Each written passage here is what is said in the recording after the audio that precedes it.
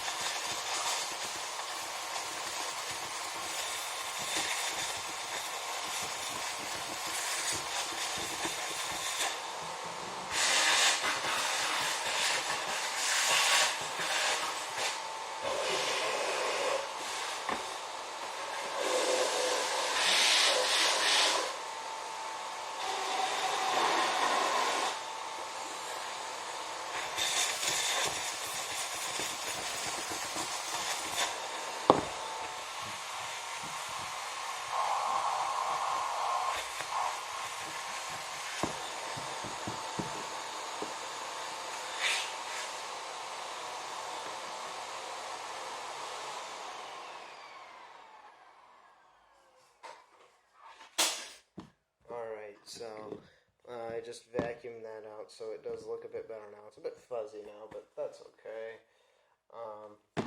Just put that over there. I'm actually going to be washing the parts in this, so here is the filter, the post-motor filter cap that's going to go in the wash pile. Here's the pre-motor filter cage and everything. I flipped it around because the other side is kind of dirty, but we're going to be cleaning that, so that'll go in the wash pile. I'm going to be cleaning the U-bend. That's going to go in the wash pile. And I'm going to clean the right angle bend, so that's going to go in the wash pile. The only thing that's not going to go in the wash pile is this, because, you shouldn't really wash this because it is paper media. It's not that nice plastic kind of stuff, so what I'm going to do is I'm just going to put that back in the vacuum along with its little thingy, because I took that out. So just align those two tags, and then I'm going to put the screwdriver and then get the one silver screw that went like that and put it right back in. Now luckily the Torx driver I have seems to work for every Dyson vacuum. Well, at least for as much as I'm willing to take them apart. If you want to know, this is a T10, so a Torx size 10. So I guess that seems to get into most Dyson vacuums, which is cool. Otherwise, I fixed the hose down here. I had it in the wrong way. Found a spider in there too, but we got it out of there. So, otherwise, here's the back of it. Nothing really that mind-blowing happening back here. And also, I will be cleaning the hose, because who knows how old the hose on this thing is, or when the last time it was cleaned. So yeah, it doesn't have any tears, so I'm going to be cleaning that. And of course, I'm going to be cleaning the cyclonic system. So yeah, and being a DC07, it has 7 cyclones. yeah, that's about it on the cleaning side, but we do need to address... Where is it? Come on. We do need to address the elephant in the room, which is we need to splice those back together so we can actually turn the machine on. So let me get my soldering station up and let me clean off this cord a little bit, and I'll tell you guys how to do that when it's ready. So here we are, the two pieces of wire, our soldering iron. Turn it on, it's going to start heating up, so put it over there for now. But first of all, we need to strip these wires. But first, even before we do that, let me tell you all the tools we'll need. Some sort of wire strippers, a lighter, some flux, some leaded solder, and some heat shrink, or some electrical tape if you want to do it. The chicken scratch way, but that's what we need the lighter for. Heat shrink. And of course, we're going to need at least a 150 watt, or a 250 watt, or a 350 watt soldering iron. So, here we go. So first, you're going to want to strip back enough casing to where you can get enough wire so then you can see what you're doing. So, yeah, as you can see, it's kind of being a bit stubborn there, so let me grab my utility knife.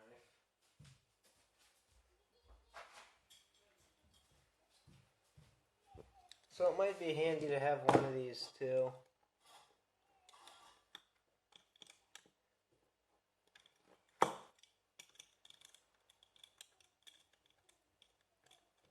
So just roll that around and take that part off.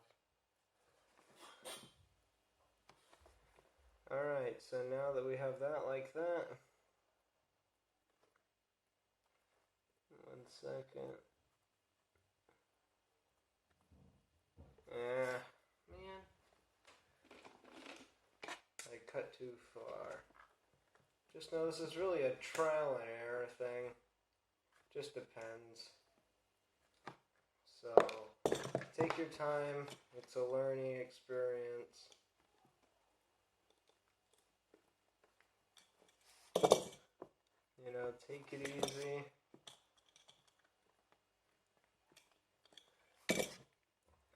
Don't rush, because then that's usually how mistakes get made.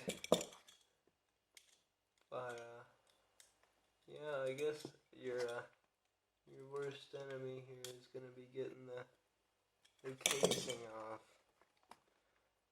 But once you break through, you should be able, after a while, just twist it off.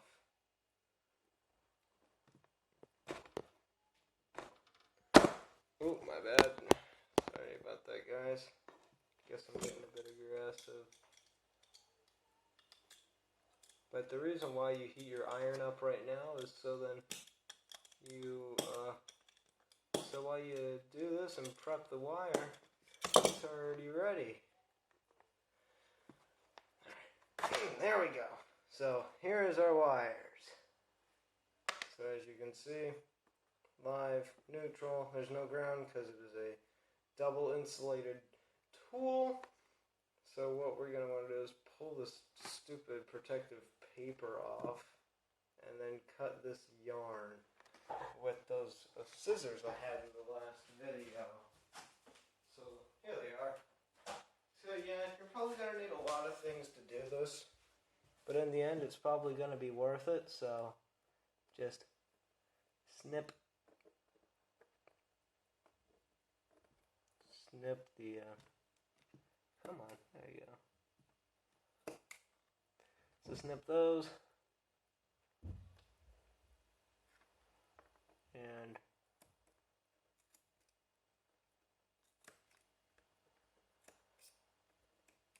snip those. So There you go, one side done.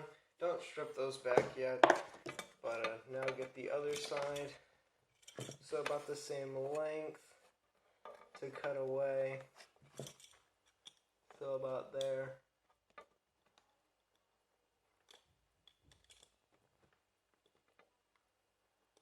So just get that.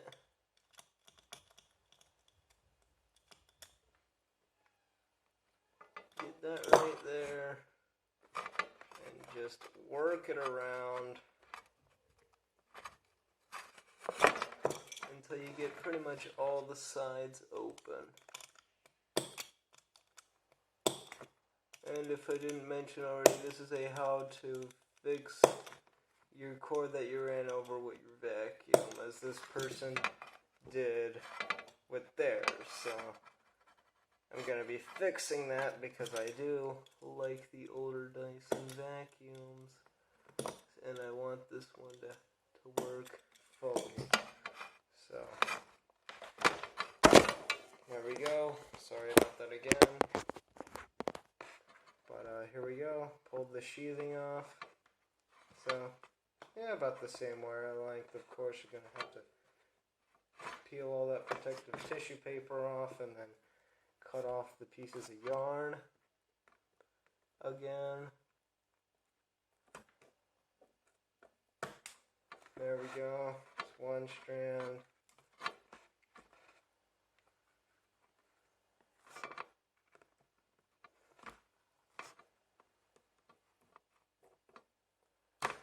There's another strand. Now, if you're using heat shrink, put the heat shrink on right now, because you don't want to have to deal with it whenever you already soldered the wires. So you want to get the just the right amount of length that will, snugly fit on here, so then it's, it's nicer to clamp down on the wire. So once you're done soldering, it's going to go over the whole work job, or the whole job here, you see. So it's probably going to look something like that, which is good. And you also want to get some heat shrinks for the wires too. Of course, cut them back to size when you get them, but yeah. So you're going to probably want to cut that in half. So just cut that in half. Keep the other side because it can be helpful. And yeah, there you go. So once you're done with the soldering job, you can just put these over it so it's 100% isolated, which is pretty nice. I bought this like 360 piece heat shrink box off eBay for like $7. So it's pretty cheap, and it's pretty cheap whenever you can do it right. So I think that's still warming up. Nope, seems to be ready. So let me get these wires stripped now. Alright guys, so a long tedious time later, I finally got both of them soldered, but the heat shrink shrunk as I soldered it, so I just cut that stuff off, as you can see. Just reflowing it a little bit right there, making sure they are nice and good now. So I was able to find the smallest bit of electrical tape in the world, but that should be enough just to do those two connections, and then of course I'll have this big thing going over those, so a little bit of like a strain relief. But yeah, I'm going to get these taped around. As you can see, those hideous welds are pretty bad, but hey, it works. So I'm just going to put some of that over it. So I'll see you guys whenever I do all that, and you'll see the finished product. Alright guys, so to combat the heat shrink not fitting all the way, I did put some electrical tape, good old Scotch 87 on there. And I did assemble the vacuum right quick so we can see if it works and see if it'll clean up that, if it doesn't explode. So yeah, I'd say let's go for it. I'll get you guys on the makeshift tripod, and yeah, so let me get you guys set up for that. Alright guys, this is where it counts, so let me get it plugged in and we'll start. No explosions yet.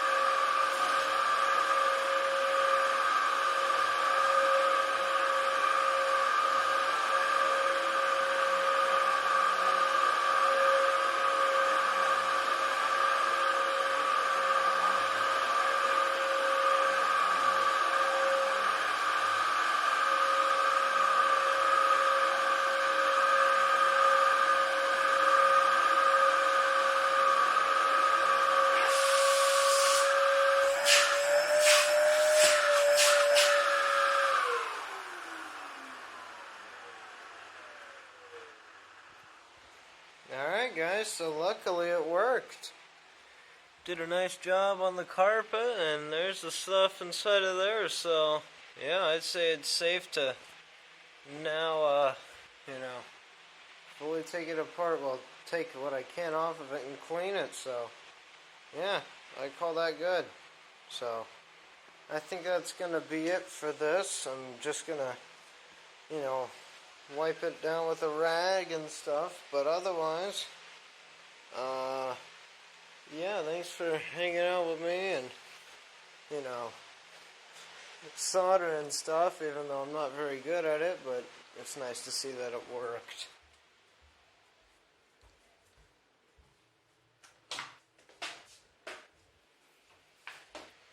So yeah, that was cool, but otherwise, until next time.